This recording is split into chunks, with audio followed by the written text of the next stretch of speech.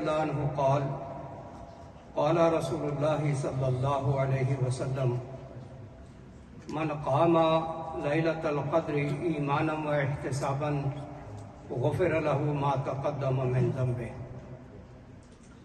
رسول اللہ صلی اللہ علیہ وسلم نے فرمایا، جو شخص لیلۃ القدر میں ایمان کی حالت میں اللہ سے ثواب حاصل کرنے کی نیت سے قیام کرے گا، یعنی راتوں کو کھڑا ہو کے عبادت کرے گا، قرآن سنے اور سنائے گا، وہ غفر لہ ما تقدم من ذنبہ، اس کے اللہ تعالیٰ گزشتہ گناہ معاف کر دے گا۔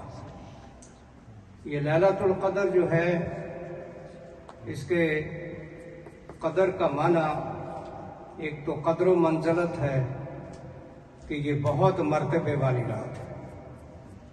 لیلۃ القدر خیر من الف شہر، 1000 مہینے سے زیادہ یہ افضل ہے ایک رات۔ دوسرا، یہ تقدیر کی رات بھی ہے۔ اس رات اچھی بری تقدیریں جو ہیں وہ لکھ کے فرشتوں کے حوالے کر دی جاتی ہیں۔ اور تیسرا یہ ہے کہ جو لوگ اس رات میں نازل ہونے والے قرآن کو حرز جان بنا لیں گے، اس کے مطابق زندگی گزاریں گے، تو ان کی انفرادی زندگی بھی بدل جائے گی، اس میں انقلاب آئے گا، تقدیر بدل جائے گی۔ اجتماعی طور پر جو قوم اس قرآن کے مطابق زندگی گزارے گی، ان کے اندر بھی انقلاب آ جائے گا، ان کی بھی تقدیر بدل جائے گی۔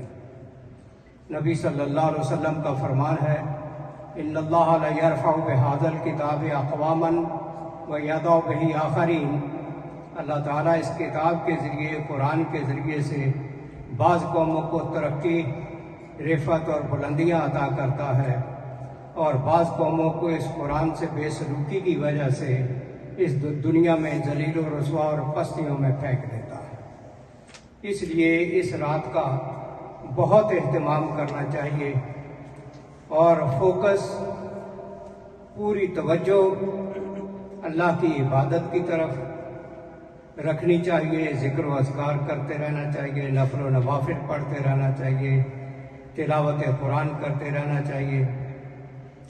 فوکس اپنی ذات پر اور اللہ کی طرف توجہ رہنی چاہیے۔ علامہ اقبال رحمہ اللہ نے جو کہا ہے کہ جو رہی خودی تو شاہی، نہ رہی تو روح سیاہی۔ خودی جو ہے، اس کو مفہوم یہ ہے کہ خود را شناختن و خدا را شناختن، کہ اپنے آپ کو پہچاننا اور خدا کو پہچاننا۔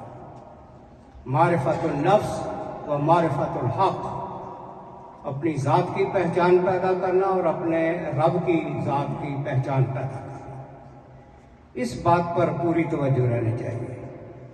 عموماً دیکھا گیا ہے مسجدوں میں ان راتوں کو لوگ زیادہ تر بیٹھ کے گپیں لگاتے ہیں، وقت ضائع کرتے ہیں۔